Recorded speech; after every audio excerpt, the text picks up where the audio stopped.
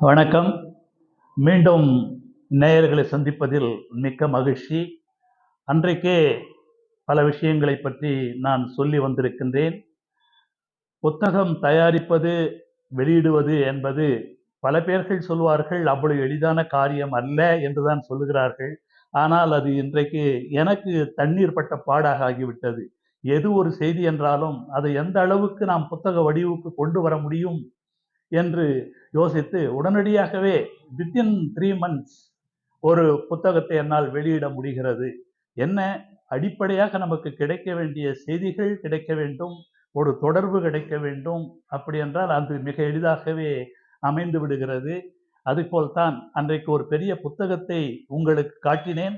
அது 1000 பக்கங்கள் கொண்ட ஒரு புத்தகம். அந்த புத்தகத்தை நான் தயாரித்தபோது நான் புத்தகம் எழுதப் போகிறேன், வெளியிடப் போகிறேன் என்கின்ற எண்ணம் எனக்கு இருக்கவில்லை. வெறும் ஒரு ஆல்பம் என்ற முறையிலே தான் அதை தொடங்கினேன். அந்த காலத்திலே பள்ளிக்கூட வகுப்புகளிலே டிராயிங் நோட் என்று ஒன்று இருக்கும். வகுப்பும் ஒன்று இருக்கும். அந்த டிராயிங் நோட் மிக எளிமையாகவே இருக்கும். ஒரு 10 நோட்டு புத்தகங்களை வாங்கி ஒன்றாக கட்டு செய்து, அந்த கட்டின் மூலம் பல படங்களை அந்த காலத்தில் தென்னிந்தியாவிற்கு செல்லுகிற போது ஒவ்வொரு ஒவ்வொரு ஊரிலும் ஒரு சிறு புக்லெட், சிறு புத்தகம் இருக்கும். அந்த ஊரில் முக்கியமான இடங்களை எல்லாம் முடிந்த வரையில் புகைப்படம் எடுத்து அதை வண்ண புகைப்படங்களாக விற்பார்கள். அப்படிப்பட்ட புகைப்படங்களை தென்னிந்திய நகரங்களில் இருந்து நான் வாங்கி வந்திருக்கிறேன். அந்த புகைப்படங்களை வைப்பதற்காகத்தான் இந்த டிராயிங் நோட்டு புத்தகங்களை நான் ஒன்றாக இணைத்து கட்டு செய்து அதை தொடங்கினேன். ஒவ்வொரு தாளுக்கும் இடையில் ஒரு வெண்தாள் வைத்து அதில் நான் எழுதுவதற்கான கருத்துக்களை எழுதுவதற்கான ஒரு முக்கியமான ஒரு தாளாக அதனை வைத்து கட்டு செய்தேன். ஆனால் பிற்காலத்தில் 10 நோட்டு புத்தகங்கள் போதாத ஒரு நிலையில் மேலும் 10 மேலும் 10 என்று 1000 பக்கங்கள் கொண்ட ஒரு புகைப்பட ஆல்பமாக அதனை மாற்றிவிட்டேன். அதிலே பல புத்தகங்களை வைத்திருக்கிறேன். அதே போன்று இங்கே பல விதங்களிலே பல செய்திகளை எழுதும்போது ஏற்கனவே நான் குறிப்பிட்டிருக்கிறேன். மற்றவர்கள் சொன்ன கருத்துக்களை நான் குறிப்பிட்டிருக்கின்றேன், எழுதியிருக்கிறேன். பிறகுதான் நான் எனக்கு தோன்றிய கருத்துக்களை அதில் எழுதி வந்தேன்.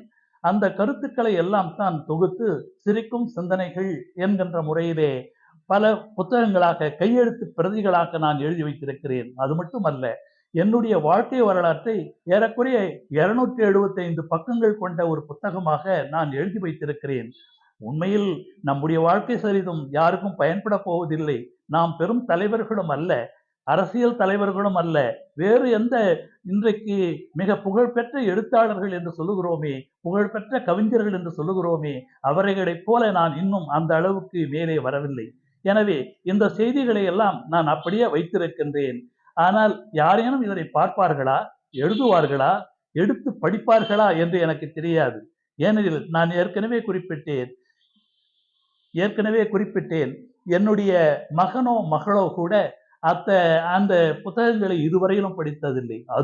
அது ஏன் இந்த மாடியை அவர்கள் இதுவரையிலும் பார்க்கவில்லை. பார்க்க வேண்டும் என்ற எண்ணம் அவர்களுக்கு தோன்றவும் இல்லை. இதை பிரஸ்தாபிக்கவோ, சிறப்பிக்கவோ, சிறப்பாக பேசவோ அவர்களுக்கு தோன்றியதில்லை. ஆனால் அவர்களுடைய மாணவர்கள் வருகிற போது, அவர்களுடைய நண்பர்கள் வருகின்ற போது இதனை கொண்டு வந்து நான் காண்பித்திருக்கிறேன். என்ன அங்கிள், இந்த அளவுக்கு சிறப்பாக செய்திருக்கிறீர்களே, இவ்வளவு பெரிய எழுத்தாளராக இருக்கிறீர்களே என்றெல்லாம் என்னை பாராட்டித்தான் செல்லுகிறார்கள். ஆனால் அந்த பாராட்டுகள் என் மகனுக்கோ மகளுக்கோ சென்று சேரவில்லை என்றே நான் நினைக்கின்றேன். இப்போது மிக குறிப்பாக சொல்லுகிற போது, இந்த பெரிய 1000 பக்கங்கள் கொண்ட புத்தகம் தான் இன்றைக்கு புத்தகங்கள் எழுதுவதற்கு அடிப்படை என்று நான் சொல்லுவேன். 1961 65 வரையிலும் இடைநீக்கம் என்று சொல்லுகிறார்களே, அதுபோல் ஓராண்டு கிடைத்த நிகழ்வுதான் எனக்கு இப்படிப்பட்ட ஒரு புத்தகத்தை தயாரிக்க தூண்டியது என்று நான் சொல்லுவேன். ஏற்கனவே நான் குறிப்பிட்டது போல, மூவாவோ அல்லது அகிலனோ அல்லது கல்கியோ இவர்கள் எழுதிய புத்தகங்களை எல்லாம் நான் படித்துவிட்டு அந்த கருத்துக்களை எல்லாம் அவற்றிலே எழுதியிருக்கிறேன். என் புத்தகங்களில் அவற்றை மீண்டும் ஒரு முறை பிரசுரித்திருக்கிறேன். இந்த புத்தகங்கள் யார் யார் படிக்கிறார்களோ அவர்கள் எல்லாம் எனக்கு தொலைபேசி மூலம் தொடர்பு கொண்டு சொல்லி இருக்கிறார்கள், நாங்கள் என்ன நினைத்தோமோ அதைத்தான் நீங்கள் நினைத்திருக்கிறீர்கள். நாங்கள் என்ன எழுத நினைத்தோமோ அதைத்தான் நீங்கள் எழுதிக் கொண்டிருக்கிறீர்கள். அவற்றை இந்த நூல்களிலே நாங்க பார்க்கிறோம். உங்களில் எங்களையே பார்க்கிறோம் என்றெல்லாம் எனக்கு சொல்லி வந்திருக்கிறார்கள். அது மட்டுமல்லாமல் இந்த கட்டுரைகளை எல்லாம் கல்லூரி மலர்களிலே, ஆண்டு மலர்களிலே நான் வெளியிடும்போது தொடக்க காலத்தில் என்னுடைய பெயரில் தான் போட வேண்டும் என்று நான் நினைத்ததே கிடையாது. என்னுடைய நண்பர்கள், சிறந்த நண்பர்கள், பெஸ்ட் ஃப்ரெண்ட்ஸ் என்று நான் கருதியவர்களின் பெயர்களில் தான் முதல் கட்டுரை நான் வெளியிட்டிருக்கிறேன். எப்போதுமே எந்த ஒரு எழுத்தாளனுமே, எந்த ஒருவருமே தன்னுடைய பெயரில் ஏதேனும் வருகிறதா, வர வேண்டும் என்றுதான் நினைப்பார்கள். ஆனால் நான் அப்படி நினைக்கவில்லை. ஏதோ ஒரு அச்சம், நம்முடைய பெயரில் ஒரு கட்டுரை வர வேண்டுமா, அது ஏனோ தெரியல.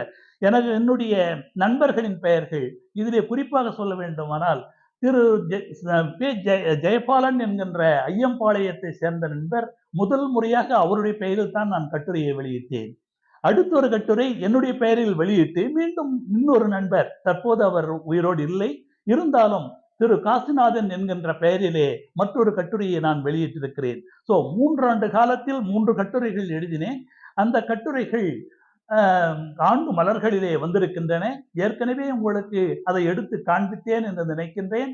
அந்த ஆண்டு மலர்கள் 25 ஆண்டுகள் காலத்தில் நான் எழுதி வந்த கட்டுரைகள் எல்லாம் அந்த மலர்களிலே இருக்கின்றன. அந்த கட்டுரைகளைத்தான் தொகுத்து பெரு நூல்களாக பின்னர் சில நூல்களாக வெளியிட்டிருக்கின்றேன். அதற்கு பிறகு எழுதப்பட்ட நூல்கள் எல்லாம் அந்த பெரிய ஆல்பத்திலே கிடையாது. ஏனெனில் அது தேவையும் இல்லை. கால போற போக்கிலே அது வெறும் 19 வயதில் தொடங்கி 27 வயதோடு அதனை நான் நிறுத்திவிட்டேன். ஏறக்குறைய 8, 9 ஆண்டுகள் மட்டுமே அதிலே நான் எழுதி வந்தேன். பிறகு எழுதப்பட்ட கட்டுரைகள் எல்லாம் ஆண்டு மலரில் நேரடியாக வந்தன. இவைகளை எல்லாம் சிறு கதைகள் கூட அப்படித்தான் வந்திருக்கின்றன. மேலும் இந்த கட்டுரைகளையும் கதைகளையும் எனக்கு தெரிந்து கல்லூரி ஆண்டு மலர்களில் மட்டுமே நாம் என்னுடைய அது ரீச்சானதை தவிர மற்றபடிக்கு வெளிவருகின்ற பத்திரிகைகளில் எதையும் நான் எழுதி அனுப்பியது கிடையாது. எனவே அப்போது நினைத்தேன், ஏன் மற்ற நூல்களில் நாம் எழுதும் கதைகளையோ கட்டுரைகளையோ குமுதம், ஆனந்த விகடன் மற்றும் இதயம் பேசுகிறது அப்போது பிரசித்தமாக இருந்த இந்த 3 நூல்களை மிக பிரமாதம் படுத்தி அந்த கட்டுரைகளையும் கதைகளையும் எழுதி அனுப்பினேன். ஆனால் அவர்கள் அதனை பிரசுரிக்கவில்லை. பிரசுரிக்க இயலாமைக்கு வருந்துகிறோம் என்று வெளியிட்டார்கள், கடிதம் போட்டார்கள். இருந்தாலும் நான் அதற்காக அசரவில்லை. மாறாக தொடர்ந்து கட்டுரைகளை எழுதி என்னுடைய புத்தகத்திலே வெண்தாளிலே வைத்திருந்தேன். அந்த கட்டுரைகளைத்தான் பிறகு ஒவ்வொன்றாக நூல்களாக நான் வெளியிட்டு வந்திருக்கின்றேன். இதற்கு கை கொடுத்தவர்கள் மணிமேகலை பிரசுரத்தார் என்றே நான் சொல்லுவேன். ஏனெனில் பல ஊர்களுக்கு கடிதம் எழுதி, கோயம்புத்தூர், திருச்சி, மதுரை போன்ற இடங்களுக்கு கடிதம் எழுதி என்னுடைய புத்தகங்களை நூல்களாக வெளியிடுவீர்களா என்று கேட்டபோது அவர்கள் யாரும் பதிலளிக்கவில்லை. முதலாக பப்ளிஷர் ரைட்டர் என்ற முறையிலே ஒரு கூட்டு முயற்சி இருக்கிறது.